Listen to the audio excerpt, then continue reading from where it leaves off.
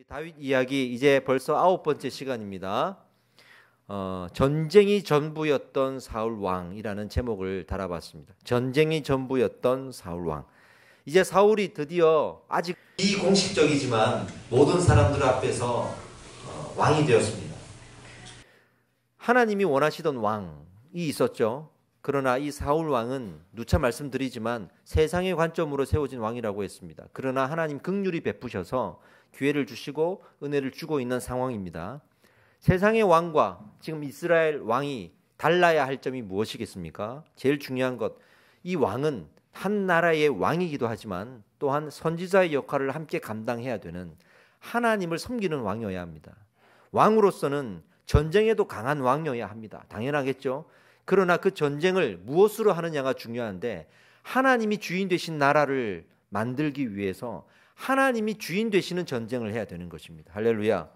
그래서 율법으로 나라를 다스리고 하나님의 은혜와 하나님을 의지하는 믿음으로 전쟁을 하는 왕이어야 했습니다. 또 선지자의 역할을 감당해야 했는데 무엇보다 선지자의 가장 중요한 핵심은 본질은 하나님을 두려워한다는 것입니다. 하나님을 알기 때문에 그분의 말씀 앞에서 두려워하고 그 두려운 마음을 가지고 자기 뜻과 다를지라도 순종해야 합니다. 자기의 뜻, 그 안에는 자기의 생각과 감정이 포함되어 있는데 이런 모든 것까지도 내려놓고 하나님의 뜻 가운데 그 두려움으로 순종해 나아가는 삶을 사는 사람, 또 그것을 많은 사람들 앞에 권면하고 선포하는 사람이 바로 선지자였습니다. 이 두 가지 역할을 잘 감당하는 사람이 바로 이스라엘이 원하는, 하나님이 원하는 왕이었습니다. 그런데 이스라엘은 지금 어디에 집중하고 있는가?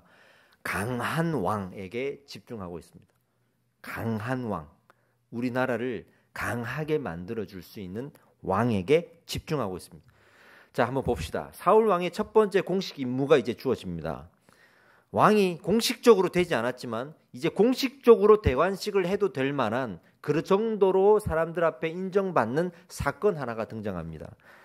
암몬이라는 나라의 왕이 나하스라는 이름을 가진 왕입니다. 나하스 왕이 이스라엘 지역에 있던 길르앗 야베스를 공격합니다. 공격해 오니까 이제 사울 왕은 아직은 이 소식을 모르지만 이 승리를 통해서 이스라엘의 왕으로서 확고한 입지를 다지게 되는 이후의 결과가 나타나게 됩니다. 이 사건에서 두 가지 우리는 팩트를 점검하고 가야 됩니다. 바로 이 암몬 왕 나하스가 누구냐라는 것, 또 하나는 그들이 공격했던 이 길르앗 야베스의 슬픈 역사를 한번 살펴보고 넘어가야 합니다.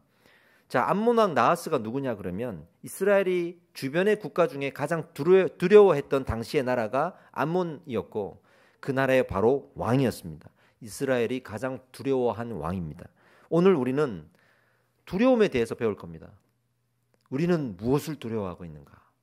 지금 이스라엘은 하나님을 두려워하기보다 이 암몬 왕 나하스를 더 두려워하고 있습니다. 그 왕이 지금 쳐들어온 겁니다. 사울 왕이 세워졌다고 하는 그 비공식적인 소식도 첩보에 의해서 많이 알려졌을 테니까 이제 다시 이스라엘을 공격해서 선점하려고 하는 것이죠. 길르앗 사람들이 이 나하스 왕에게 협상을 하자고 합니다. 우리와 언약을 맺자. 우리는 당신과 협상할 마음이 있다. 그러니까 이 나하스 왕이 아주 잔인한 이야기를 합니다. 나랑 협상을 하기 위해서는 너희의 오른쪽 눈을 내가 다 뽑고 나서 협상에 내가 응하겠다. 남자들의 오른쪽 눈을 다 뽑겠다고 말합니다. 원문에 보면 눈을 파내겠다라는 의미입니다. 왜 눈을 뽑겠다고 했냐면 당시에 많이 사용하던 방법인데요. 전쟁을 못하게 하고 치욕을 주는 방법입니다. 방패를 당시에는 왼손에 들었단 말이죠. 그래서 적군을 향해서는 왼쪽 눈을 가린 채 오른쪽 눈으로 적군을 바라봐야 하는 것이 전술의 가장 기본이었습니다. 그러니까 오른쪽 눈을 상하게 하면 당시에는 다 한쪽 눈, 왼쪽 눈으로는 도저히 방패를 잡을 수가 없습니다. 오른손잡이는 군인이 될 수가 없었거든요. 아니지, 왼손잡이는 군인이 될 수가 없었거든요. 그러니까 오른쪽으로 칼을 들어야 되니까 싸움을 못하는 거예요. 오른쪽 눈을 읽으면 전쟁을 못하나 농사는 지을 수가 있어요. 그래서 죽이지는 않으면서 군사로서의 역할도 못하게 하고 끝으로 치욕감을 주는 거죠. 그렇게 해야만 내가 이 언약을 맺겠다라고 말합니다. 성경에 눈이 뽑힌 경우가 또 나옵니다. 삼손이 머리를 잘리고 잡혀가죠. 블레셋 사람들에게 가서 어떻게 합니까? 두 눈이 뽑히죠. 또 열왕기서에 보면 남유다의 마지막 왕이었던 시드기야 왕이 바벨론에 끌려가면서 눈을 뽑히기도 합니다. 그러니까 가장 치욕을 주기 위한 방법이었다는 것이 그때뿐만이 아니라 그 당시에 흔하게 사용되었던 방법이었습니다. 어떤 자료에 보면 이미 이 암몬 왕 나하스가 갓 지파와 르우벤 지파 사람들의 눈을 많이 뽑고 괴롭히고 있었어요. 그래서 이 갓 지파와 르우벤 지파에 있던 사람들이 이것을 피해서 도망을 갔는데 그 도망간 사람들이 길르앗 야베스로 도망을 갔다. 위치적으로도 그게 맞고요. 그러니까 이 왕이 그 사람들을 쫓으러 오다가 이 길르앗 야베스로 오게 된 것이다라고 말하는데 아주 신빙성이 있는 이야기입니다. 이게. 길르앗 장로들이 이 나하스의 잔인한 답변을 듣고 이제 반응을 해야겠죠. 7일만 기다려달라고 합니다. 7일을 기다려달라고 합니다. 그러면서 우리 중에 우리 이 지역 외에 이스라엘 전체 중에 우리가 이제 전령들을 보내서 당신들의 대항할 사람이 있는지를 찾아보겠다. 당시에는 전쟁할 때 그렇게 서로가 제일 강한 사람들이 앞에 나와가지고 싸우는 일들이 흔했고 또 그것을 또 하나의 명예로 생각했습니다. 기다려라. 우리 중에 제일 강한 자를 찾아서 오겠다. 만약에 그 우리를 구원할 강한 자를 찾지 못하면 우리는 항복하겠다라고 말합니다. 그리고는 이 나하스가 기다려줘요. 그리고 전국의 이스라엘 지역에 전령을 보내서 우리를 구원할 자가 누군가 물었습니다. 도와달라고 SOS를 쳤습니다. 몇 명이나 갔을까요? 아무도 가지 않았습니다. 왜 안 갔을까요? 그만큼 이 나하스 왕을 두려워한 거예요. 그만큼. 또 하나의 이유가 있습니다. 비공식적이지만 사울이 지금 세워졌잖아요. 사울에 대한 신뢰가 없는 거예요. 사울에 대한 신뢰가 없는 거예요. 그러니까 이 장로들도 전국의 전령을 파견하면서 우리를 구원할 자 있느냐 묻지만 사울을 찾지 않는 거예요. 그만큼 지금 사울이 아직은 인정받지 못했을 때입니다. 근데 이 소식을 이제 사울이 듣습니다. 일을 하고 들어왔는데 이 소식을 듣습니다. 그래도 자기가 이제 왕으로 거의 이제 세워진 사람 아니겠어요? 가만히 있을 수가 있겠습니까? 이 사람이 소를 각을 뜹니다. 조각을 냅니다. 그래서 소의 부위별로 각 지파에게 보냅니다. 이게 군사를 모으는 방법이었습니다. 신호를 보내는 거죠. 모여라. 사울이 군대를 모으길 원한다. 다 보냈습니다. 그런데 아마 그래 인간적으로 이 사울이 각을 떠서 소를 보냈다면 절대 이스라엘 모일 수 없었습니다. 모였다 할 정도면 이미 사울을 찾았을 거예요. 그죠? 사울에게 찾아가서 도와달라고 했을 거예요. 아무도 안 왔을 겁니다. 그런데 여기 하나님이 도우십니다. 하나님이 일하십니다. 어떻게 도우시냐면 백성들이 두렵게 만드십니다. 지금 암몬 왕 나하스를 두려워하잖아요. 그래서 안 나서잖아요. 이 암몬 왕 나하스보다 더 하나님을 두려워하는 마음을 갖게 만듭니다. 지금 이게 너무 중요한 대목이에요. 하나님을 더 두려워하게 됩니다. 그래서 나하스 앞에 전쟁할 사람들이 각지에서 모이기 시작하는데 몇 명이 모이냐 그러면 총 33만 명이 모입니다. 그만큼 하나님이 깊이 두려움을 허락하셔서 이스라엘 사람들을 모으시는 거예요. 하나님이 원하시는 신앙이에요, 이게. 할렐루야. 세상이 우리를 아무리 두렵게 만들고 나 이거 취직 못하면 어떡하지? 나 이거 못 해내면 어떡하지? 나 가난하면 어떡하지? 나 저 사람한테 지면 어떡하지? 그런 두려움을 가지고 힘 있는 자들 앞에 우리는 너무나도 무서워하고 두려워하고 그리고 우리는 타협하게 되죠. 하나님이 원하시는 신앙은 그 강한 자보다 하나님을 더 두려워하게 하는 신앙. 그래서 하나님이 말씀하시면 그 두려운 자가 있다 할지라도 나는 너보다 더 두려워하는 하나님 앞에 그 말씀 앞에 내가 순종하겠다라고 달려갈 수 있는 그 신앙, 이것을 지금 하나님이 원하시는 것이 드러나는 겁니다. 이게. 이 두려움, 사울과 다윗이 비교되는 가장 결정적인 요소예요. 무엇을 두려워하고 있는가? 성경은 지금 이 두려움을 강조하면서 이 33만 명을 모은 일이 사울의 인간적인 능력이 아니라 하나님의 능력임을 강조하고 있습니다. 하나님의 긍휼임을 강조합니다. 여러분, 우리는 무엇을 두려워하고 있습니까? 세상과 멀어지는 것이 두렵습니까? 아니면 하나님과 멀어지는 것이 두렵습니까? 우리는 무엇을 두려워하고 있습니까? 하나님의 능력을 경험하는 사람들의 주의점이 있습니다. 마치 하나님의 능력을 내가 경험함으로써 내가 그 능력의 주인인 것처럼 생각이 될 수 있고 교만해질 수 있습니다. 능력이 있는 사람 밑에 있는 사람들 잘 보시면요. 저도 능력 있는 분들의 밑에서 일을 해봤어요. 그런 우를 범해봤고 어떤 오류가 많이 나냐면 본인이 능력 있는 사람인 줄 알아요. 능력 있는 교회, 능력 있는 회사, 능력 있는 목자, 능력 있는 목사님, 능력 있는 리더 밑에 있으면 내가 능력 있는 사람인 줄 알아요. 그 능력 있는 자가 없으면 나는 아무것도 할 수가 없는데 그 능력 있는 자가 있음으로 내가 할 수 있는 것들이 많거든요. 네, 여기서 교만이 찾아와요. 이걸 누가 알아보냐면 주변 사람들이 알아봅니다. 아, 저 사람은 교만하다. 그렇게 알아볼 수 있습니다. 하나님께서 사사기를 지내면서 이스라엘에게 계속 능력으로 역사하셨잖아요.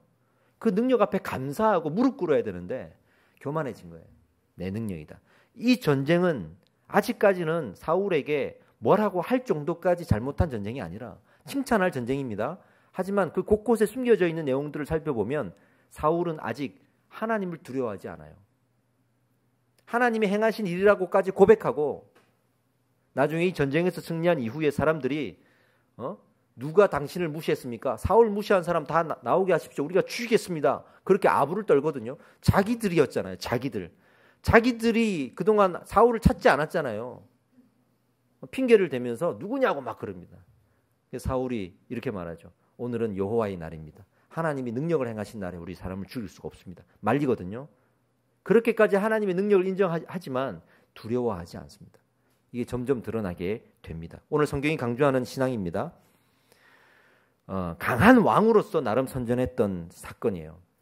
그러나 전적인 하나님의 은혜였고 사울은 하나님을 두려워하지 않고 있다는 것을 우리는 지금 알고 넘어가야 됩니다. 이 히터 좀 꺼주십시오. 두 번째로 우리가 살펴봐야 될 것은 길르앗 야베스의 슬픈 불순종의 역사예요. 베냐민 트라우마 제가 자꾸 강조하고 있죠. 베냐민 트라우마. 사사기 말미에 나오는 전쟁, 베냐민과 나머지 11지파 연합의 전쟁, 그 전쟁을 할 때 베냐민 지파가 전멸당하게 되고 남자 600명 정도를 남겨놓고 다 죽게 됩니다. 그런 사건 이후에 이스라엘 연합이 뒤늦게 후회하고 우리의 가족인데 한 지파가 전멸되니까 이건 안 되겠다. 다시 살려줘야겠다 생각해서 어떤 조치를 취하죠? 그 남자 600명만 있으면 이 민족이 뻗어갈 수가 없으니까 결혼할 여자가 있어야 되지 않겠습니까? 누가 베냐민 지파 전멸당한 이 남자들이랑 결혼하겠습니까? 강제로 결혼시키는 거죠. 그 결혼시키는 과정에서 바로 이 길르앗 야베스, 오늘 암몬 왕이 공격한 이 길르앗 야베스를 칩니다. 왜? 그 11지파가 베냐민 지파와 싸우겠다라고 군사를 모으는데 이 길르앗 야베스 사람들이 전쟁에 참여하지 않았어요. 불순종했단 말이에요. 이스라엘 연합에 불순종했습니다.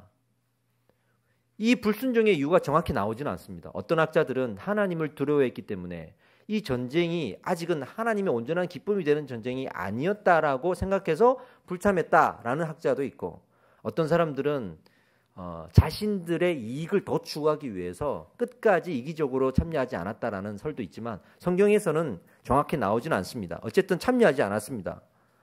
참여하지 않았기 때문에 이스라엘 연합이 전쟁이 끝나고 나서 보복을 합니다. 어떻게 보복을 하냐? 길르앗 야베스에 쳐들어가서 여자 400명 정도를 남겨놓고 다 죽여버립니다.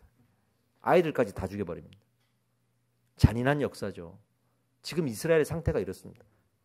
그리고 그 400명을 베냐민의 남은 600명의 남자들과 결혼하도록 보내주는 거죠. 강제로 보내는 거죠. 그런 슬픈 역사가 있습니다. 그런데 이번에는 난데없이 다른 지파 사람들이 이 암몬 왕에게 눈을 뽑히고 피해를 당하니까 자기 지역으로 도망온 거예요. 지금 그 자기 지역이 또 암몬 왕을 상대하게 됐는데 아무도 안 왔단 말이에요. 얼마나 슬픈 역사의 연속입니까? 근데 지금 사울 왕이 소를 각을 떠서 보냈더니 33만 명이 모였어요. 고맙죠? 길르앗 야베스가 참 고마워할 사람이죠. 나중에 이 고마움을 잊지 않고 있다가 사울이 마지막에 아들 요나단과 전쟁에 나갔다 둘 다 전사하거든요. 전사했을 때 그 블레셋 진영에 가서 이 사울의 시체를 빼와서 몰래 장사를 지내줍니다. 그 사람들이 바로 이 길르앗 야베스 사람들입니다. 이런 과정들을 우리가 팩트를 짚어보고 넘어가자는 거죠.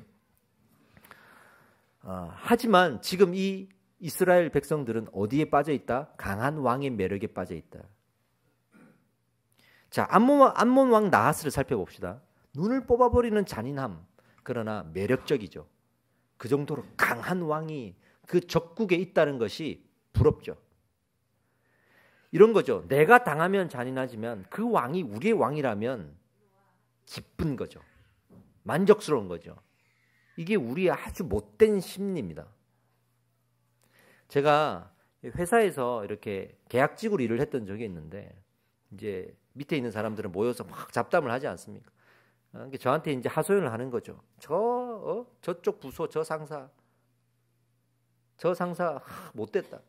저렇게 직원 자기 직원들만 이렇게 챙기고 다른 부서 직원들, 다른 부서 사람들이랑 맨날 부딪히는 거야. 맨날 싸우고 자기밖에 모른다. 저런 사람 못된 사람이다. 저 사람 때문에 우리 팀이 너무 힘들다. 근데 나중에 부서 이동이 됐는데 그 상사가 자기 부서에 온 거야. 너무 좋아하는 거예요. 내가 싫어했잖아요. 그랬더니 자기 사람은 잘 챙기더라고. 자기가 자기 사람이 된 거야. 이게 인간의 아주 못된 심리예요. 왜 우상을 섬기는지 아십니까? 그 우상이 나와 상관없을 때는 저건 성경적이지 않아. 저건 이단이야. 하지만 그 우상이 주는 혜택이 나한테 오면 달라져요. 왜 이단들이 제일 먼저 회사를 세운지 아십니까? 왜 돈을 버는지 아십니까? 그 돈으로 혜택을 주면 우상이다, 이단이다 하는 사람들도 타협을 해요. 돈 때문에. 이게 우리가 지금 살펴봐야 되는 과연 무엇을 두려워하고 있는가에 대한 본질이에요. 마침 이제 이 사울 왕이 암몬 왕 나하스를 쳐서 이깁니다.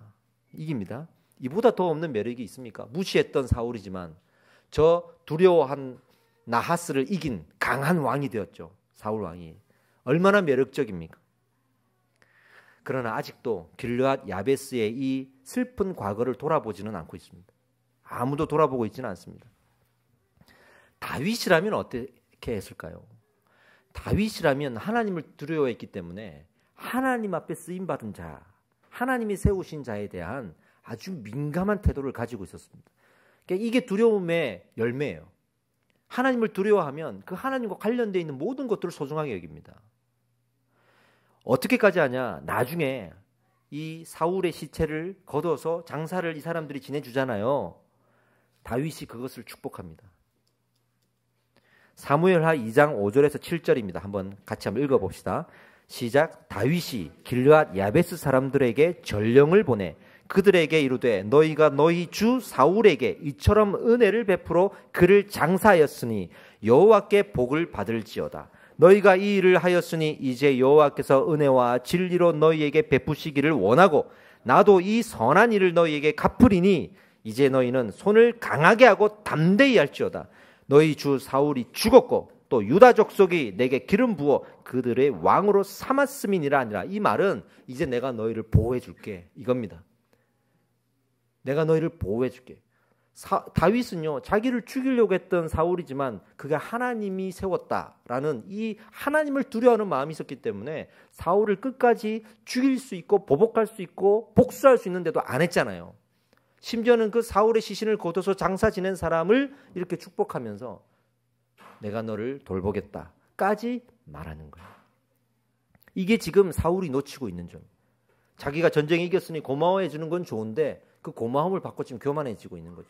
하나님이 하셨습니다라고 외치는 건 좋은데 두려워하는 마음이 없어요. 네? 우리도 강한 리더를 원하지 않습니까, 여러분? 강한 사람이 내 옆에 있어 주기를 원하지 않습니까? 세상 사람들과 교제 나눠보면 다 자기 자랑인데 그 자기 자랑의 끝은 나는 누구를 안다. 나는 누구를 이렇게 움직일 수 있다. 내 말 한마디면 뭐가 움직인다. 이런 것들을 자랑하는 경우가 너무 많더라고요. 우리는 강한 리더를 원합니다. 그래서 그 힘을 나도 가지길 원합니다. 하나님을 믿을 때에도 그렇게 믿을 수 있습니다. 하나님을 믿는 이유가 그냥 하나님께서 나를 구원하신 은혜에 대한 감사가 아니라 하나님의 능력을 갖고 싶은 거죠. 나도 기도 열심히 하고 은사 받으면 저런 능력을 갖고 있겠구나. 은사자 하나 나와가지고 아주 권위의식을 갖고 내가 하나님 앞에 이런 능력을 받았는데 당신들 순종하십시오 이렇게 얘기하면 그때는 싫지만 그 능력이 내게 동일하게 임할 수 있다면 나는 좋거든요. 이게 교회가 망하는 방법입니다. 사람들이 어떻게 타협하냐면 저게 아니야. 저건 잘못된 거야 하면서도 그 혜택을 줘버리면 아무 말 안 해. 아무 말 안 해. 수많은 이단들과 우상을 섬기고 타락한 교회들 안에 몰라서 그 자리에 있는 줄 아세요? 유익이 있어서 있는 겁니다.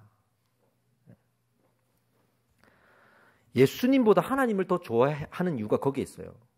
예수님은 어떤 분이세요? 십자가에 못 박혀 죽으신 분이잖아요. 하나님은 어떤 분이에요? 말씀으로 세상을 창조한 분이잖아요. 그러니까 예수님을 별로 안 좋아해요. 예수님 생각하면 무슨 말씀 생각나요? 자기를 부인하고 자기 십자가를 지고 나를 따르라.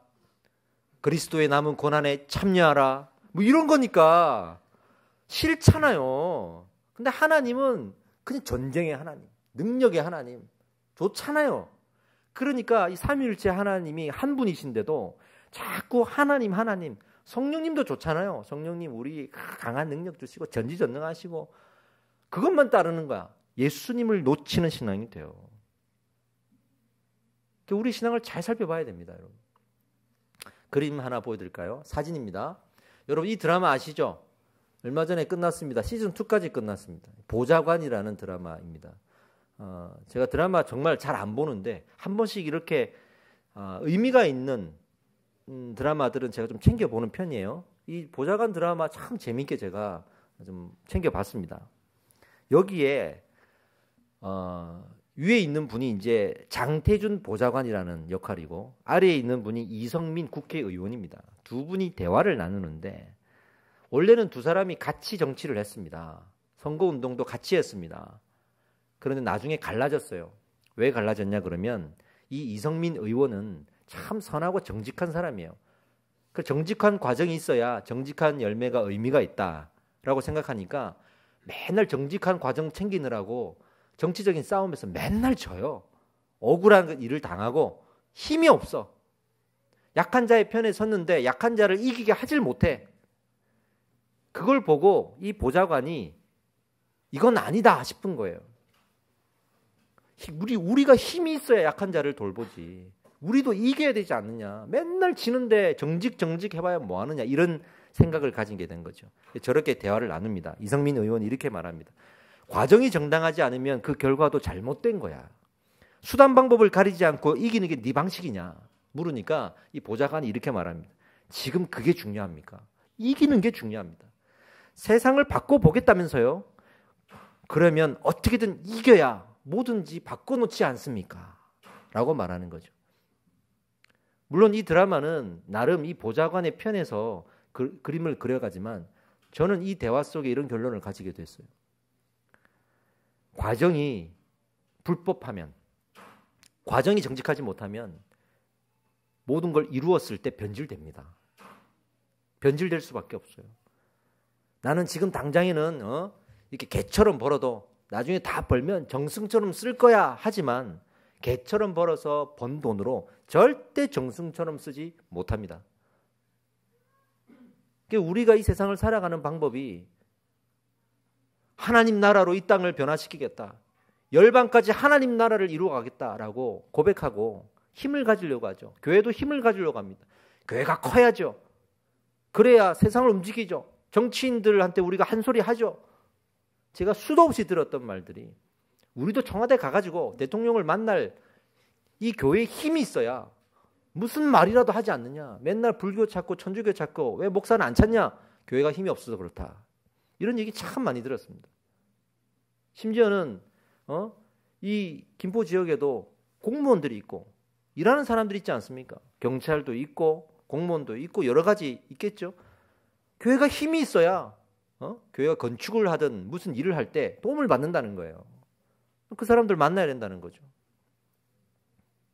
어떤 목사님들은 그 힘을 가지려고 서로 모입니다. 우리가 개별로 있으면 힘이 없다. 맞는 말이에요. 그거 틀리다고 제가 무조건 비판하는 게 아니에요. 그렇다면 그렇게 모여서 그렇게 힘을 가지는 과정에서 정직한가를 묻는 거죠. 정직하게 그렇게 하고 있는가? 하나님의 뜻 가운데 그렇게 하고 있는가를 묻는 거죠. 그런데 그럼에도 불구하고 우리는 끝까지 힘 있는 사람을 좋아합니다. 힘을 가진 사람을 좋아합니다. 우리는요, 하나님을 내 삶의 주인으로 모셔야 할 줄 믿습니다. 할렐루야입니다. 그렇다면 그 하나님의 뜻에 안 맞는 건 죄예요. 그 죄 앞에 우리가 두려움을 가져야 되는 거예요. 과정과 결과가 중요한 게 아니라 그 죄가 지금 내 눈앞에 있다는 게 중요한 겁니다. 우리가 죄 앞에서 갖는 두려움이 두 가지 종류가 있습니다. 첫 번째는 그 죄 때문에 내가 징벌받을까 봐 두려워하는 두려움이 있고, 또 하나는 그 죄 때문에 하나님의 영광이 가려지는 것에 대한 두려움이 있습니다. 우리는 무엇을 두려워하고 있습니까? 내가 징벌받을까 봐 두려워합니까? 그 나의 죄 때문에 하나님의 영광이 가려지는 것을 두려워합니까? 우리는 두렵다 말을 합니다. 하나님이 두렵다 말을 합니다. 알고 보면 끝까지 죄를 짓고 나서도 자기가 징벌받을까 봐 두려워합니다. 말로는 하나님 두렵다고 하지만 끝까지 이기적인 거예요. 죄를 지어놓고도 그 죄 때문에 가려질 하나님의 영광보다는 내가 받아야 될 징벌 때문에 두려운 거예요. 거기서 민낯이 드러나는 겁니다. 하나님의 영광이 가려지는 것에 대한 두려움은 어떻게 생기느냐? 그만큼 하나님을 깊이 알아야 돼요. 그리고 그만큼 깊이 하나님을 경험해야 됩니다. 그래야 그 하나님을 두려워할 수가 있습니다. 네? 세상에서 가장 귀한 보물이 있다 할지라도 그 보물이 나한테 없는데 내가 무슨 기쁨을 누릴 수 있겠습니까? 저 박물관에 있는 저 보물 하나 아무리 세상 사람들한테 이거 귀한 겁니다 얘기해도 실감 나겠습니까? 근데 그 보물이 지금 내 앞에 있어. 이 보물이 어떤 보물인지를 알고 나는 이 보물을 만지고 있어. 내 거야. 안 느끼겠어요? 그러니까 우리가 하나님을 두려워한다고 말하면서도 막판에 가서 이기적으로 자기 징벌만 생각하는 것은 하나님을 만나지를 못한 거예요. 이성적으로만 알고 있었던 거예요. 아, 그렇구나. 하나님은 이런 분이라 하더라. 라는 것 정도로 자기는 알고 있었던 거예요. 이래야 된다고 하더라. 그걸로 믿음의 근거를 삼은 거죠. 자기가 믿어본 적이 없고, 자기가 하나님을 만나본 적이 없고, 말씀을 깨달아 본 적이 없고, 깊이 흐르는 하나님의 그 능력 가운데 눈물을 흘려본 적이 없는 거예요. 이게 이기적인 신앙의 끝입니다. 반대로 하나님을 알지 못하거나 경험하지 못한 사람은 절대로 그 영광에 대한 두려움을 가지지 못합니다. 자기 때문에 살아가는 거예요. 이거를 하나님이 아신단 말이에요. 똑같이 예배 드리는 것 같아도 하나님이 아신단 말이에요. 매번 예배를 드리면서도 자기 삶에 조금만 문제가 생기면 하나님부터 탓하고 하나님부터 원망하는 신앙들, 이런 것들이 오늘 이 사울의 전쟁의 모습 속에서 알 수 있는 내용들입니다. 그러면 어떻게 하면 하나님의 영광에 두려워할 수 있을까? 어떤 경우에서 이것을 찾아볼 수 있냐면요, 부모와 자식 간에서 찾아볼 수 있습니다. 네? 자식은요, 어릴 때 철이 없을 때 어떻게 합니까? 내가 뭔 죄를 지었어도 아빠 엄마가 나 때문에 힘들어하고 고통당하고 피해를 보고 이거 걱정 안 해요. 나 어떡하지? 나 경찰에 잡혀가나? 이거 걱정한단 말이에요. 부모가 되어서 자녀가 죄를 지었다고 생각해 보세요. 뭐가 두렵겠습니까? 자기가 대신 징벌을 받을지라도 자식을 위하고 싶은 마음이 부모 마음이에요. 그죠? 부모가 죄를 지었다고 생각해 보세요. 무엇이 제일 두렵겠습니까? 나 때문에 받을 아이들의 상처죠. 그죠? 그게 부모 마음이잖아요. 하나님을 우리가 그렇게 정직하게 알아가고 경험한다 그러면 하나님의 영광을 두려워할 수밖에 없습니다. 할렐루야입니다. 이제 말씀을 마무리하겠습니다. 제가 이렇게 방황했던 제가 있고 또 방황에서 벗어난 적이 있습니다. 그 방황할 때 지금 생각해 보면 내가 방황을 왜 했는지 알 수 있어요. 내가 왜 방황을 했었냐면 나에 대한 사랑이 너무 많은 거야. 나를 너무 사랑한 거야. 그래서 이 사랑을 이 험한 세상 앞에 살게 하는 게 힘든 거예요. 내 자신한테 너무 미안한 거예요. 뭔가를 해줄 수가 없을 때가 있잖아요. 너무 싫은 거예요. 그래서 어떻게 하죠? 세상 탓하잖아요. 사람 탓하잖아요. 너 때문이야. 이 세상 때문이야. 그러면서 원망하고 살아가잖아요. 근데 방황에서 벗어나서 하나님의 은혜 가운데 들어가 보니까 알겠어요. 하나님의 은혜로 들어갔을 때 내 모습은 내가 아니라 하나님을 향한 마음. 어떻게 하면 하나님이 기뻐하실 수 있을까? 어떻게 하면 나보다 하나님이 높여질 수 있을까? 어떻게 하면 우리 하나님이 칭찬받으실 수 있을까? 그런 거 고민하게 되면서 잠깐 늘 그때와 변함없이 나는 힘든 삶을 살고 있고 때로는 어려운 일을 경험하고 마음도 상하고 억울한 일도 당하고 하지만 그럼에도 불구하고 하나님, 그래도 하나님이 먼저예요 하는 그 마음이 있더란 말이죠. 그렇게 살아가는 사람들에게 하나님이 역사하십니다. 오늘 이야기 끝에 이제 사무엘이 공식적으로 대관식을 거행을 합니다. 그리고 사무엘이 고별 설교를 하고 역사의 뒤안길로 사라집니다. 이 사무엘의 모습도 참 대단한 게 소리 소문 없이 조용하게 물러갑니다. 왜 그랬을까요? 사무엘은요, 끝까지 하나님보다 자기가 앞서지 않으려고, 하나님의 이름보다 자기 이름이 먼저 나오지 않게 하려고. 왜? 뭘 받길래? 지금 사무엘이 무엇을 받길래? 사람들이 강한 왕의 매력을 느껴서 사울 왕에 대해서 극찬하고 환영하는 걸 봤거든요. 하나님을 그렇게 환영하지 않던 사람들이 전쟁에 이긴 사울을 저렇게 좋아하는 걸 봤거든요. 사울이 고별 설교를 통해서 이런 부분들이 나옵니다. 그리고 사라집니다. 이게 하나님을 두려워하는 사람들의 모습이에요. 다윗이 왜 왕의 신분으로서 기꺼이 도망을 가졌고 많은 사람들을 챙길 수 있었을까요? 하나님을 두려워했기 때문입니다. 우리는 오늘 이런 결론을 맺기를 원합니다. 사무엘은 힘이 없었던 게 아닙니다. 힘이 필요 없었던 겁니다.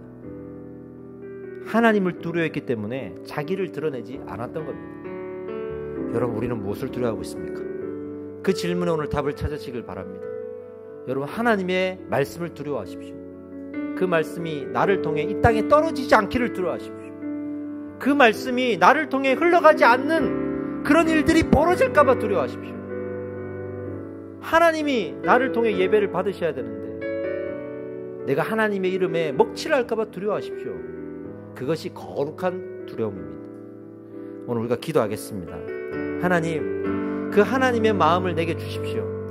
그래서 그 마음을 내가 경험하면서 하나님을 거룩한 마음으로 두려워하게 하시고 말씀하신 대로 두려움으로 너희 구원을 이루어 가라고 하신 것처럼 하나님 앞에 두려워 떨리며 하나님의 그 영광 앞에 사무쳐서 더 이상 이기적인 신앙에서 벗어나서 하나님을 바라볼 수 있는 믿음으로 나아갈 수 있도록 역사하여 주시옵소서. 오늘 그 믿음을 허락하여 주시옵소서. 우리 함께 기도하겠습니다. 기도합시다.